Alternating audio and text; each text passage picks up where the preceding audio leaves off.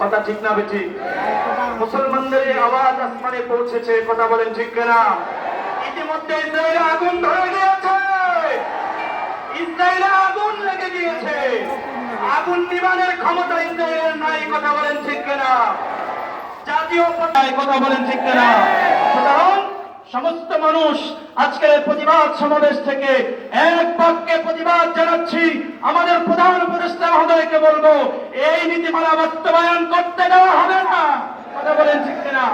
বাস্তবায়ন করতে দেওয়া হবে না, হবে না। আমার এই বলতে চান মুসলমানদের রক্ত নিয়ে অনেক খেলেছ অন্যায়, অতএব এখনো সময় আছে, ভালো হয়ে যাও।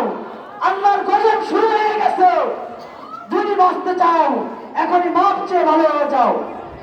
এবার যে বক্তব্য নিয়ে আসছেন বাইতুল কুরবান জামি মসজিদের সম্মানিত খতিব জনাব মাওলানা মুফতি রকিবুল ইসলাম।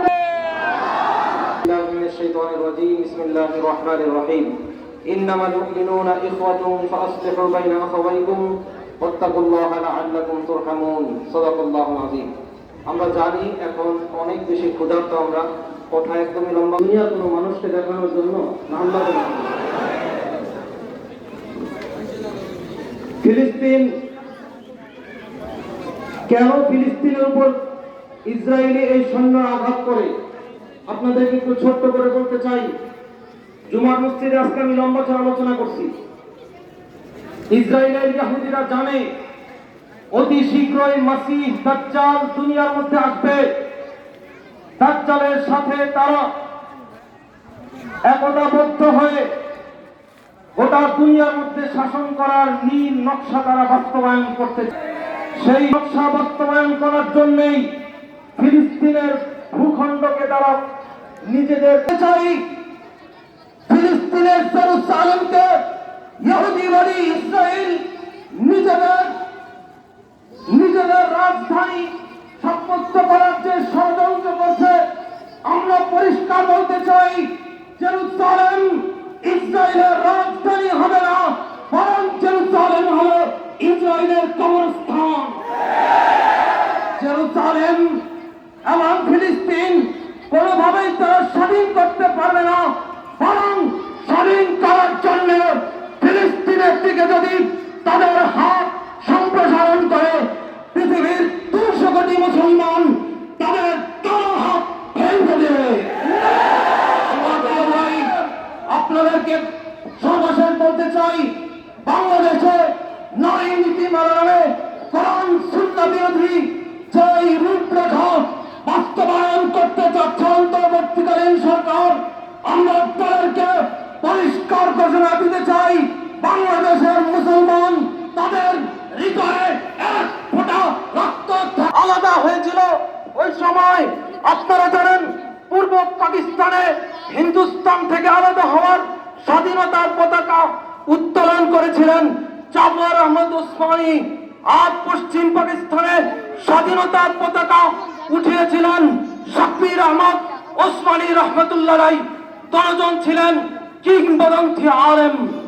আমার প্রিয় ভাই, মনে রাখতে হবে, উলামায়ে কেরামকে মাইনাস করে আমাদের এই সমাজ চলতে পারে না, পারে না, পারে না। আমার মুসলমান ভাই, আপনাদেরকে বলবো, উলামায়ে কেরামের উপরে কোন আঘাত আসার আগে যদি 100 লাশ সামনে পড়ে যায়, কোনদিন খোদার কসম কোন আলেমের উপরে একটা ফুলের টোকা আসার সম্ভাবনা নাই। আপনাদেরকে পরিষ্কার বলতে চাই, উলামায়ে কেরামের সঙ্গে আপনারা ছিলেন, আছেন, থাকবেন তো ইনশাআল্লাহ, থাকবেন তো ইনশাআল্লাহ। হাত দুটো সম্প্রসারিত করে দেখান আল্লাহকে।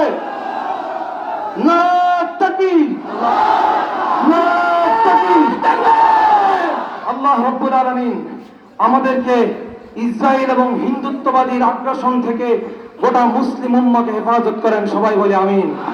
ইসরায়েলের সমস্ত পণ্য বয়কট করব তো ইনশাআল্লাহ।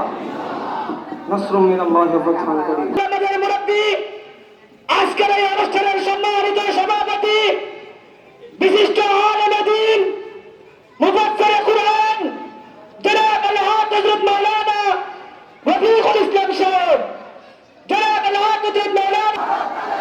মাদারি হাল তুই গেলে ইসরায়েলের চামড়া, ইসরায়েলের চামড়া নারায় তাকবীর।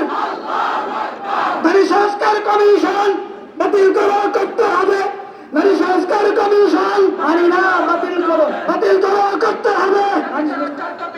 নারায় তাকবীর। সংগ্রামী তৌহিদি জনতা, আজকে আমরা এখানে উপস্থিত হয়েছি অত্যন্ত ভারাক্রান্ত হৃদয় নিয়ে। আমরা সকলেই জানি, সারা দুনিয়ার মুসলমান আজকে জানে যে ফিলিস্তিনের উপরে অন্যায়ভাবে, অবিচারে, নির্মমভাবে নারী ও শিশুকে হত্যা করছে ইসরায়েল নামক দানব। আল্লাহ রাব্বুল আলামিনের কাছে সারা দুনিয়ার মুসলমান দোয়া করেছে এই দানব নিশ্চিহ্ন হওয়ার জন্য। আল্লাহ হয়তো মুসলমানের দোয়া কিঞ্চিত কবুল করেছেন।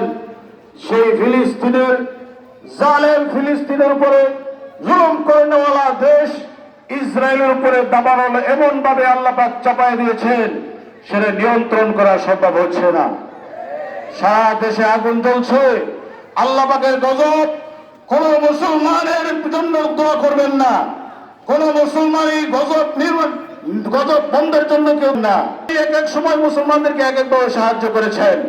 বদরের যুদ্ধে ফেরেশতার মাধ্যমে কাফেরদেরকে যুদ্ধের ময়দানে হত্যা করে আল্লাহ পাক সাহায্য করেছেন।